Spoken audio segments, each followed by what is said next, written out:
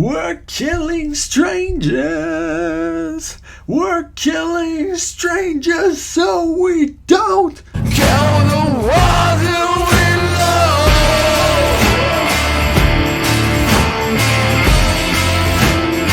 Hey, aujourd'hui on parle de John Wick. Ben je parle de John Wick, ça me tentait de parler de lui parce que je l'ai écouté là, les deux premiers films qui étaient sur Netflix avant Noël, tu sais, dans le temps des fêtes, là, le Père Noël, l'île teint, le pôle Nord, l'amour, tout là. Who the fuck can do that? Là, pourquoi pas écouter John Wick qui tue tout le monde, tout. Puis là, avoir vraiment là, John Wick en tête, John Wick. On y va avec 3 leçons aujourd'hui, let's go. So catch me if I fall.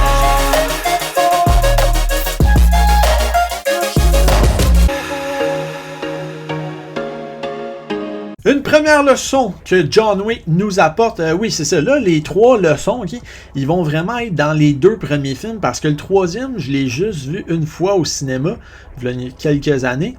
Puis le 4e, je l'ai même pas vu.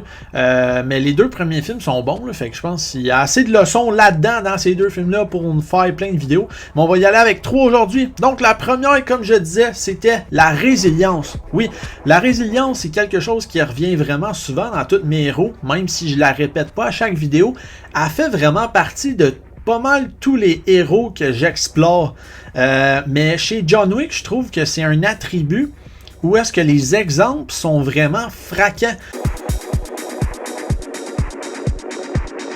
Tout d'abord, au début du premier, ben, on voit que sa femme est morte, tu sais, genre d'un cancer ou d'une maladie. Fait que ça, c'est une situation vraiment dramatique. Puis oui, ça le rend triste, puis fâché même, mais il est capable de continuer à vivre. Fait qu'on voit sa résilience. Après ça, il se fait donner un chien par sa femme, justement. Puis, ben, les Russes, ils viennent le tuer.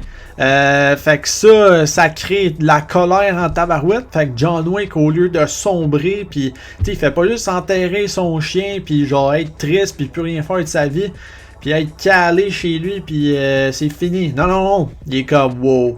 Là, il y a une job à faire. C'est tabarnak-là. OK? Ils vont voir, est-ce la colère de John Wick?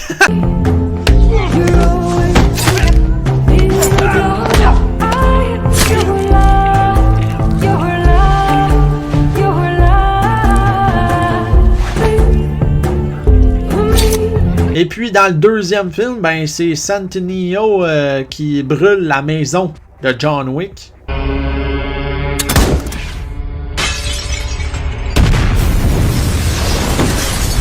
C'est des moments critiques où est-ce que la résilience de John Wick est vraiment testée. Puis on voit sa résilience parce qu'il se relève. Tu sais, genre, il y a du monde qui, la vie, il donne des coups, mais lui, là, genre, il les évite ou ben il se relève tabarouette, puis c'est lui qui finit on top. Puis les méchants, ben, ils sont morts. Ou ils sont plus là, en tout cas.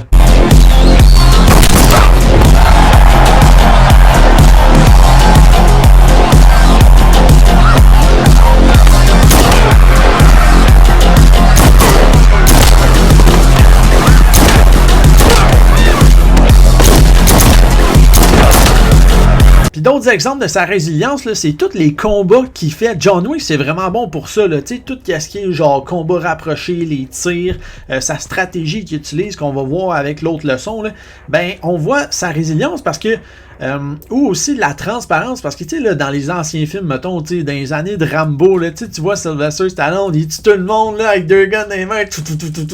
Puis on dirait il y a juste genre une coupe d'égratignure, mais tu sais, dans John Wick, il tue tout le monde. Mais tu vois qu'il est amoché solide, là, tu sais, genre il s'est fait planter des couteaux partout, il y a des traces de sang dans la face, il déboule les marches, tu sais, là, tu le vois, genre quand il finit, là, un gros combat où c'est qu'il a tué tout le monde, il est amoché, ok?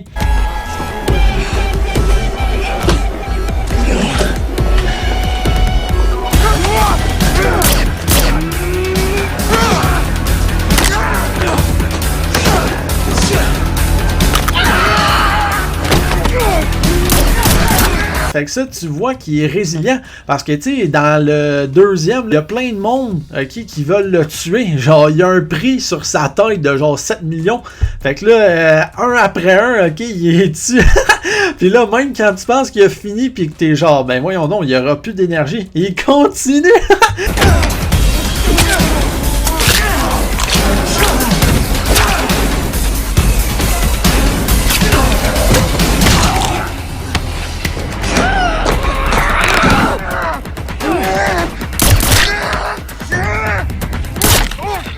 Fait que c'est malade, là, ça témoigne vraiment genre de sa capacité à se relever puis à comme puiser dans ses réserves d'énergie aussi. Fait que vraiment fabuleux comme leçon. Une deuxième leçon de John Wick, c'est que les compétences ont un pouvoir durable. Dans le fond, John Wick, là, il a vraiment bâti sa notoriété selon ses compétences. Il y a un champ de compétences dans lequel il s'est investi. Le combat rapproché, les tirs, la stratégie. Tu sais, genre dans le deuxième, là, quand il place ses fusils là, un peu partout dans les tunnels, puis que là, après ça, il les utilise genre une heure plus tard pour tuer tout le monde.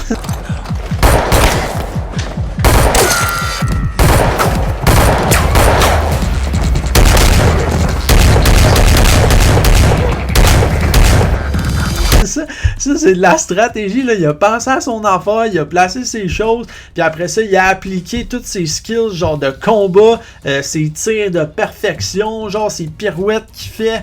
C'est malade, là. Donc, ses compétences, c'est vraiment ça, son principal atout. Oui, il est chanceux, puis il a des contacts, comme on va voir avec une autre leçon, mais avant tout, il a développé un champ de compétences dans lequel il est vraiment expert, là. Genre, quand tu veux un Baba Yaga, là, un Boogeyman, là, t'as pas meilleur que John Wick, parce que lui, il tue les autres Boogeyman. Consider this a professional courtesy. Et donc, ça prouve que investir dans ses compétences, ça paiera toujours, parce que c'est ça qui te démarque des autres.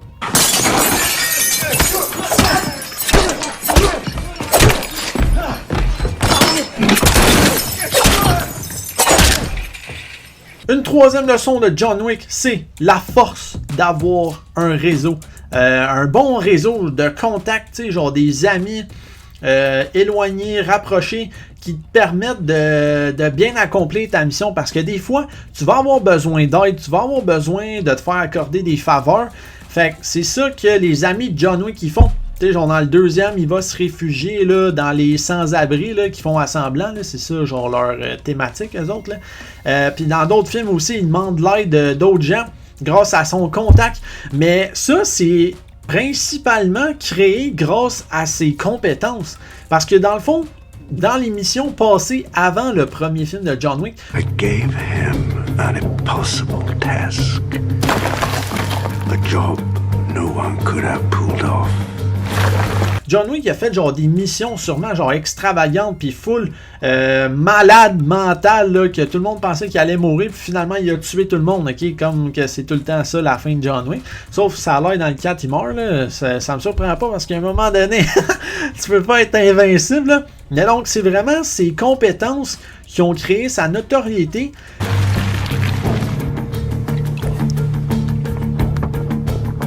The bodies he buried that day lay the foundation of what we are now. Puis c'est grâce à son expertise qu'il a pu faire du bon boulot. Puis que là, ben les gens, ils ont confiance en lui, puis ils le contactent pour genre, hey, moi j'aimerais ça que tu fasses ça, tu peux-tu me faire ça? Puis là, John Wick, lui, il accepte, parce que c'est comme un genre de mercenaire, tu sais. Mais tu sais, il y a un bon code d'éthique, puis des principes, genre forts, John Wick, c'est ça qui est quand même impressionnant chez lui. Why don't you take the night off?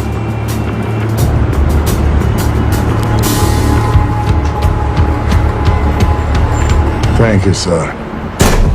Vraiment, ses compétences, c'est ça la base. C'est à partir de ça, il était tellement bon dans son expertise de combat, de stratégie, que les gens le reconnaissaient puis il accomplissait sa job vraiment à merveille. Puis on peut faire un lien avec Michael Jordan.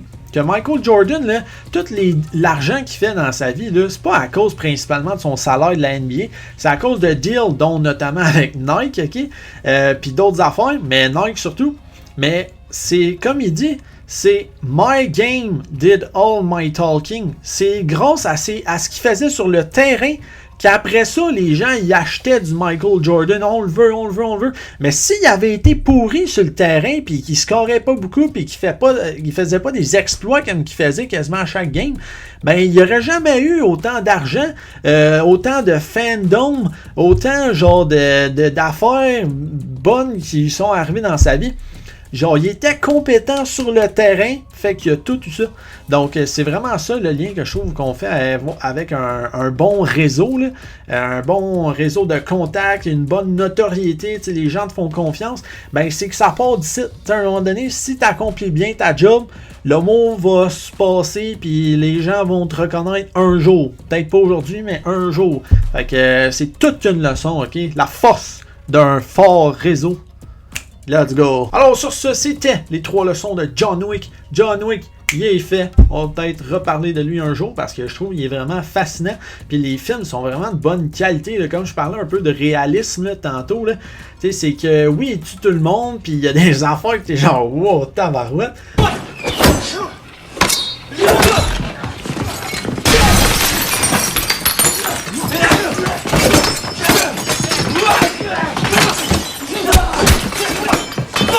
Mais en même temps, tu le vois qu'il a mal puis qu'il est blessé.